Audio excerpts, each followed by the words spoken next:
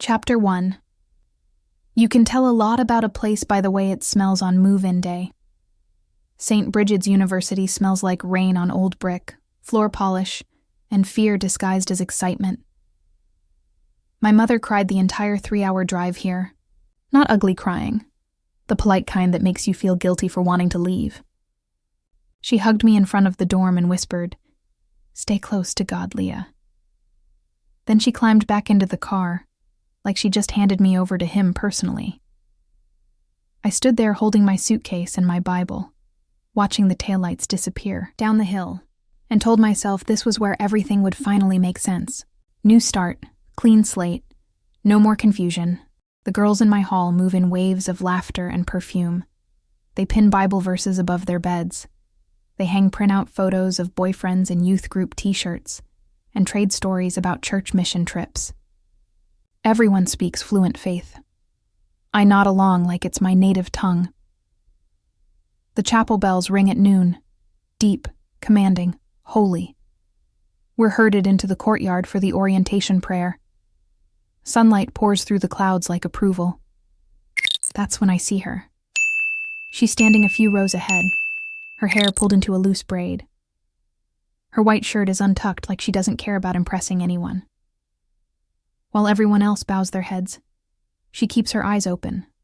Not defiant, just curious, as if she's waiting to see if God will actually show up. Later, in the cafeteria line, I end up behind her. She turns, smiles, and says, "You're new." I manage to say, "Is it that obvious?" "Only because you're still reading the rule book." She nods toward the handbook in my hand. Community covenant, living in faith together. Her eyes are green, sharp, and kind all at once. "I'm Eden," she says. Of course she is. That night, I unpack everything neatly. Jeans, notebooks, my mother's crucifix, the photo from my baptism. I line them up like proof that I belong here. But something feels off, like I'm rehearsing a part I'm supposed to have already memorized. Through the open window, I can hear someone playing guitar outside, singing a worship song I've known since childhood. The melody drifts up like incense. I close my eyes and try to pray, for guidance, for strength, for invisibility. But what I see when I close my eyes isn't God. It's her, standing in sunlight, eyes unbowed. My journal entry for that first night was as follows. "Dear God, I want to do this right. I want to be who I'm supposed to be. But there's something about her. How she doesn't flinch when she doubts. It feels closer to faith than anything I've ever known. Please, don't let Eden be another test. I'm so tired of failing them." Chapter 2. We're assigned study partners in faith and the modern world. I pray, genuinely pray, that I'll be paired with someone quiet and forgettable. Instead, God, in his boundless sense of humor, gives me Eden. Our first study session is in the library's theology wing, surrounded by saints and martyrs cast in marble. She sits cross-legged on the floor, stacks of books around her like a fortress. "You actually read the assigned chapters," she teases. I was trying to get ahead. That's adorable and dangerous. Eden has a way of making everything sound like a secret. Her voice is low, steady, the kind that could talk you into or out of anything. She underlines passages that make me uneasy. Questions about free will, about grace, about love not fitting the rules. She says she likes God better when he's complicated. I don't know how to tell her I've never been allowed to think of him that way. We start meeting every Wednesday, first for class, then for coffee, then just because. We talk about books, prayer, music. She tells me her favorite psalm is 42, which is about despair. It's a lament and cry of spiritual longing. I tell her mine is 51, the one about mercy and clean hearts. She smirks. "You're such a confessor. Sometimes I think she's mocking me. Sometimes I think she's saving me." One afternoon after chapel, she waits for me outside. The sun slants through the stained glass, painting her in fragments of red and gold. She says, "You looked scared during the sermon." "I wasn't," I lie. "He was talking about temptation," she says softly. Everyone looked scared. We walk in silence across the courtyard, our steps in rhythm with the chapel bells. When our hands brush accidentally, my pulse stumbles. She doesn't move away immediately. Neither do I. That night, I can't sleep. My roommate snores lightly, and the dorm hall smells faintly of hairspray and candle wax from the evening devotion. I open my journal. Dear God, they say the heart is deceitful above all things. But what if it's not deceit? What if it's direction? What if you're leading me somewhere I'm not supposed to go? She makes me question everything. Yet somehow that feels like worship. I stare at the words until they blur. Then I tear out the page, crumple it, and shove it into the bottom of the drawer. It's the first prayer I've ever been afraid of. Chapter 3. It's raining when she finds me. I'm sitting alone in the chapel, pretending to study for my theology exam, though the only thing I've managed to memorize is the sound of her laughter. The rain hits the stained glass windows like fingers tapping to be let in. Eden slips inside quietly, hood damp, hair curling around her face. She looks more human than holy, and somehow that feels holier than anything I've seen all semester. "You're hiding," she says. "I'm studying," I counter. "Same thing," she says, shrugging. She sits beside me in the pew. The chapel is empty except for the sound of rain and our own breathing. There's incense left over from Vespers. Sweet, heavy, a little dizzying. We talk about the exam for a while, about doctrines and translations, though neither of us is really listening. She leans over to look at my notes, her sleeve brushing my arm. My whole body forgets how to be still. "Why do you always sit here?" she asks. "It's quiet," I say, voice soft. "Quiet or safe?" she persists. Her eyes catch mine and hold them. Not a challenge, just an understanding. I feel seen in a way that's both relief and exposure. "I like that you still believe," she says softly, "even when you're scared." "I'm not scared," I lie. But she's close enough now that I can smell rain on her skin, and the lie trembles between us. A streak of lightning flashes through the windows. Her hand brushes mine, barely accidentally, and yet entirely on purpose. The space between our fingers feels electric. I tell myself to move, to pull away, to pray, to do something righteous. Instead, I let my hand stay there. She doesn't grab it, just lets her fingertips rest against mine, as if asking a question she's too afraid to speak aloud. I don't answer in words. I turn my palm slightly so that our hands fit. The rain outside seems to hush in approval. We sit like that, still, silent, suspended. Every rule I've ever memorized recites itself in my head, but none of them feel heavier than her warmth against my skin. When she finally lets go, it's slow, deliberate, like unthreading a prayer. My journal entry later that night went, "Dear God," I touched her hand and the world didn't end. Maybe it began. Chapter 4. I never meant for it to happen. That's what I told myself later, over and over, as if saying it enough times could turn it into truth. It started with her scarf. We were sitting outside the chapel one windy afternoon, our Bibles open but mostly ignored. The sky was pale, like it hadn't decided yet whether to rain or stay clear. She was reading a verse from Psalms, something about steadfast love, when the wind picked up and snatched her scarf clean off her neck. It fluttered across the courtyard like a bright rebellion, landing against my shoe. I caught it before it could blow further, soft fabric brushing over my fingers. When I handed it back, she reached out, and for the briefest second, our hands touched. That moment. It shouldn't have meant anything, just skin, just warmth, but it felt like being found. I looked up, and she was already watching me. Her smile trembled at the edges, like she knew something she shouldn't. "You okay?" she asked. No, I wasn't. My heart was doing that thing, the one where it tries to climb out of your chest. "Yeah," I lied. "Wynn just surprised me." But the truth was, she surprised me. Everything about her did. The way she made space feel smaller and quieter, like the world could shrink to a single point of contact. After that, I couldn't focus on anything else. Not the prayer meetings, not the endless lectures about virtue and purity, not even the choir rehearsals where our voices rose together toward a heaven that suddenly felt very far away. One evening after Vespers, she found me sitting alone in the courtyard again. The others had gone, and the church bell was still ringing in the distance, a lonely sound that echoed through the trees. "You're quiet lately," she said, sitting beside me. "I'm always quiet," I said. Too quickly, not like this. Her hand brushed mine again, deliberate this time, and I didn't move away. It was small, the kind of touch no one would notice in the fading light, but it felt dangerous, like stepping onto sacred ground with muddy feet. We sat there for a long time without speaking. The crickets started up. The air turned cold. Still, neither of us pulled back.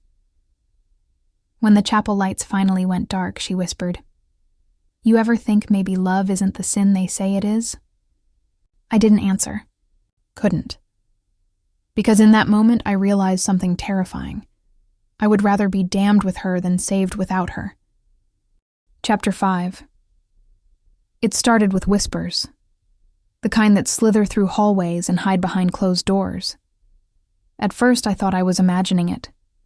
The lingering glances, the sudden silences when I entered a room, the way conversations seemed to scatter like startled birds. But by the end of the week, even my roommate Lydia wouldn't meet my eyes. "People are talking," she finally said, one evening as she folded her laundry with unnecessary precision. "About what?" I asked, though I already knew. She hesitated, her voice lowering to a whisper that still managed to feel like an accusation. "About you. And her." My hands went cold. "Her?" Lydia didn't say the name, but she didn't have to. Everyone knew who sat next to me in chapel, who walked with me to Vespers, who made me laugh in ways that didn't sound like sin but felt like it anyway. "I told them it wasn't true," she said quickly. "But you should be careful. You know how this place is?" Yes. I knew. Our campus wasn't a place where you could be different quietly. The rules were unwritten but brutally enforced. All it took was a rumor, and suddenly you were marked. For prayer, for pity, for punishment. That night I couldn't sleep. I kept hearing that word in my head, sin. How easily it was whispered. How quickly it could strip you of everything. When I saw her the next morning, she looked calm. Too calm. She always did. The kind of calm that came from growing up in the storm and learning not to flinch when it thundered. "Don't worry," she said softly, pulling me aside near the chapel steps. "They've talked before. They'll get bored." But there was something flickering behind her eyes. Fear, maybe. Or defiance. We tried to stay apart after that. Sat on opposite sides during prayer. Took different paths to class. We told ourselves it was safer that way. But the distance hurt more than the risk. So one night, when the lights went out in the dorm and the air hummed with heat and quiet, I found myself at her door. She opened it before I could knock, like she'd been waiting. "Someone followed me here," I whispered. She didn't ask who. She just stepped aside, let me in, and closed the door. The room smelled faintly of candle wax and lavender lotion. I stood there trembling, not sure if it was from fear or want. "They'll destroy you if they find out," I said. "They'll destroy us," she corrected. Her voice trembled, not from fear but from knowing. "So we don't give them the chance." Silence pressed between us, thick and holy. The air smelled like candle wax and rain-soaked earth drifting through the chapel's cracked window. Her hand hovered near mine, trembling. The distance between us smaller than a prayer. "Eden," I whispered, but it came out as breath, not sound. She looked at me then, really looked, as if memorizing my face for the last time before the world ended. And then slowly, As if she'd been fighting it for months, she reached for me. Not in passing, not by accident, but with intent. The first touch was a spark, small and terrifying. The second, surrender. When her lips found mine, it wasn't soft. It was desperate, a plea, a prayer, a rebellion all at once. The kind of kiss that rewrites what you believe about sin, and mercy, and the body you've been taught to fear. And when she pulled back, our breaths tangled, shaking and uneven. Her forehead rested against mine as she whispered, "Let them talk. They don't know what love looks like." Chapter 6. The chapel was never supposed to be open that late, but sometimes the janitor forgot to lock the side door after evening service, and sometimes I forgot how to be afraid. The air inside was cool and still, heavy with candle wax and the faint echo of hymns long gone. The stained glass windows caught what little moonlight there was, spilling it across the pews like fractured mercy. She was already there. Sitting in the front row, hands folded like she was waiting for something sacred, or for me. When she looked up, her face was soft with the kind of calm that comes right before surrender. "You came," she whispered. "I shouldn't have. I know. But I did." And in that quiet, I realized the word shouldn't had stopped meaning anything weeks ago. We didn't speak for a long time. I sat beside her, the wooden pew creaking beneath our weight, the silence thick enough to drown in. The only sound was the clock ticking in the hall, steady, unmerciful. Then she turned toward me. Her hand brushed mine, and that single touch felt like confession. "I keep trying to pray it away," she said, voice trembling. Her eyes wouldn't meet mine. They were fixed on the worn hymn book between us, knuckles white around its spine. "But when I do," her breath hitched, "I just see you." The words hung there, fragile, blasphemous. Something inside me shifted. Not a rush, not a spark, a quiet breaking, like glass underfoot. All the nights of pretending, of memorizing her from across the chapel, of swallowing the way my chest ached when she smiled, it all came undone. Eden. Her name felt like confession on my tongue. She looked up, eyes wet, and for a second I saw every battle she'd been fighting written across her face. Faith, fear, want. I should have said something righteous, something safe, but my voice deserted me, so I reached for her hand instead. Her pulse thudded against mine, wild and terrified. The world outside disappeared. The ticking clock, the rustle of prayer books, the sound of rain tapping on the chapel roof. There was only her. So I kissed her. It wasn't brave or planned. It was a collapse. Into truth. Into her. Into everything I'd been taught to hide. It wasn't careful, or planned, or even graceful. It was trembling and desperate.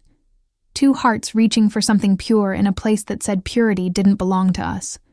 Her lips were warm, her breath catching against mine. The world outside the chapel disappeared. No rules, no shame.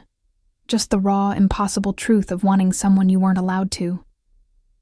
When we pulled apart, her eyes glistened. For a moment I thought she might cry. "Do you think he saw?" she whispered. I didn't know if she meant God or the dean or the ghosts of every sermon that warned us about this kind of love. But I nodded. Probably, and I don't care. We sat in silence, hands still tangled, afraid to breathe too loudly, as if holiness itself might come crashing down. Eventually she stood. "We should go before someone," a sound, a soft click. Somewhere near the back pews, the door shifted, just enough to make the candles flicker. We froze. No one was there when we turned. At least, no one we could see. But the feeling lingered, like a presence that refused to leave. By the time I made it back to my dorm, my pulse was still hammering. I didn't sleep. Couldn't. The kiss replayed over and over in my mind, tangled with every verse I'd ever memorized about sin and salvation.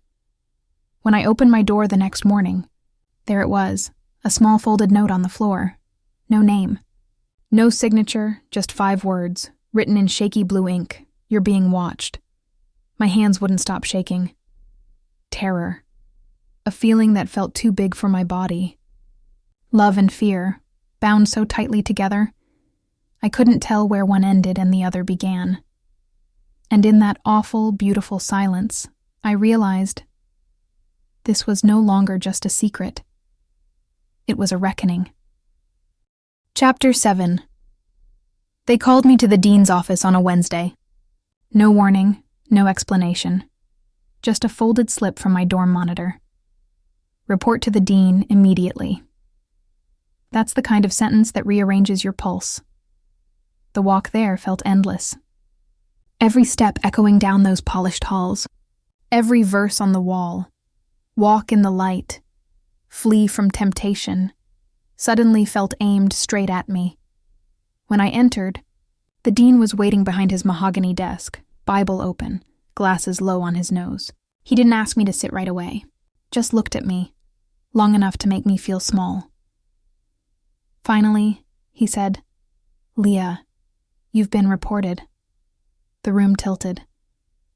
Reported? He nodded. An anonymous note. There are concerns about your conduct, about inappropriate behavior with another young woman. He said the last part slowly, like the words themselves were unclean. I couldn't speak. My throat felt thick. My hands twisted in my lap until the knuckles went white. He sighed. This isn't about condemnation, Leah. It's about restoration. The Lord disciplines those he loves. I almost laughed. Almost. Because what a strange kind of love that disciplines the heart for wanting. He talked for a long time. About sin. Temptation, the devil's deceit. About how God could forgive even this if I repented sincerely. I kept staring at the wooden cross on his wall, wondering if Jesus ever looked down from there and just wanted to cry for us. Finally, he said, "We can help you, Leah. There are counseling sessions, prayer retreats. If you confess, we can make this right before it goes further." And there it was, the choice disguised as mercy. If I confessed, I might stay. If I stayed, I would have to erase her. I thought of Eden, her quiet laugh, her trembling hands, her eyes that always looked like they were holding too much light. What would they do to her if they knew? Expel her, shame her, send her back home to parents who thought queer was a word whispered only in sermons about judgment. "I understand," I murmured. "I'll pray about it." He smiled like victory, then added softly, "I'll expect your statement by Friday." Outside, the sky was blindingly bright. I had to stop walking halfway down the chapel steps because the world wouldn't stay still. Eden found me later, pale and trembling. "What did they say?" "They know," I whispered. "Or they think they do." She pressed her hands over her mouth. "If they call my parents, they won't. I'll make sure." "How?" I didn't answer, because I didn't know. That night, I wrote in my diary for the first time in weeks. The words came in fragments, shaky and uneven, ink bleeding through the page. They want me to confess. They want me to repent for loving her. But if love is sin, then grace must be too, because I feel both when I'm with her. And maybe that's the holiest thing I've ever known. I closed the book before I could start crying. Outside, the chapel bell rang 9 times, slow, deliberate, merciless. Each toll sounded like a countdown. Chapter 8. Eden stopped sitting beside me in chapel. At first, she just moved one pew over, close enough to still feel her presence, far enough to make it look accidental. Then one day, she wasn't there at all. No warning, no explanation, just absence. Word traveled fast, like wildfire through dry grass. Some said she'd been spoken to. Others said her scholarship was under review. Everyone said I'd brought it on myself. By Friday, I wasn't invited to Bible study anymore. Lydia switched dorm rooms for her own comfort. My name was mentioned in chapel prayers, never kindly, always vaguely. For those who have strayed from God's design. That's what I'd become. A cautionary tale, a whispered example. The dean assigned me a counselor, an older woman with soft eyes and a voice that could make guilt sound gentle. She asked questions like, "When did you first feel tempted? And do you think this was loneliness or confusion?" I told her I didn't know. What I didn't tell her was that nothing about Eden felt like confusion. I started skipping chapel. The sermons felt heavier than silence anyway. Instead, I sat under the stained glass window in the back alcove, the same one where Eden and I used to whisper verses and secrets in the half-light. The window showed an image of Mary Magdalene, eyes lifted to a sky that never answered. I understood her now in ways I wasn't supposed to. Days blurred together. Loneliness settled like dust. I didn't fight it. I just let it collect. Then, one afternoon, I felt someone sit beside me. I didn't have to look up. I knew the shape of her silence. Eden didn't speak. She just stared at the same patch of colored glass, light streaking across her face in blues and reds that made her look almost celestial. "After a while," she whispered, "they said if I keep seeing you, I'll lose everything." I nodded. The truth didn't need words. "I'm sorry," she said. I shook my head. "Don't be. You're just surviving." Her hand twitched, like she almost reached for me, but didn't. We sat there in the same pew where everything started. The air thick with all the things we couldn't say. "I miss you. I wish we were braver. I wish the world were kinder." When she finally stood, she looked at me one last time. No tears. No apology. Just a look that held everything. Love, regret, impossibility. And then she was gone.